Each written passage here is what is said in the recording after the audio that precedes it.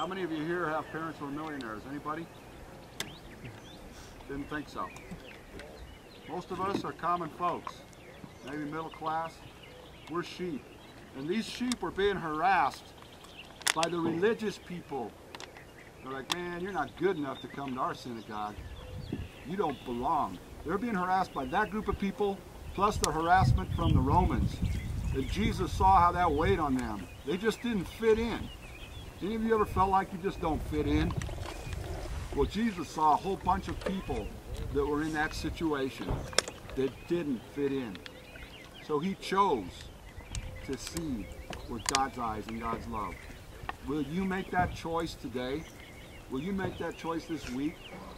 So when you go back to your circle of friends, it won't just be we three and no more, or we four. Break out of our cliques a little bit. It's okay to have a small circle of friends, but it's also super cool when you can reach out to others and embrace them. Because as I said before, a true leader isn't somebody who can impress a whole crowd by himself or herself. A true leader is someone who can develop the qualities in other people and bring them out. And my wife's been helping me learn that a lot. But God wants us all to work on that. So before we can love them, we have to see them. So may God work on our hearts during this week, because this is where Jesus spent a lot of his time preaching, was from a boat, because the crowds pressed in on him. But by the same token, there was nothing that special about Jesus that he stood out in the crowd. Because a lot of times when they tried to arrest him, he just mingled in with the crowd and he was gone. So his specialty wasn't just in his physical presence.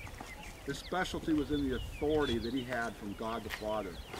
You can be special if you allow yourself to get out of the way so that God can see with your eyes through the eyes of Christ, and God can love with your heart that's been loved by Christ, and you and I can reach out with compassion, because there's a lot of sheep out there that are spread out all over creation.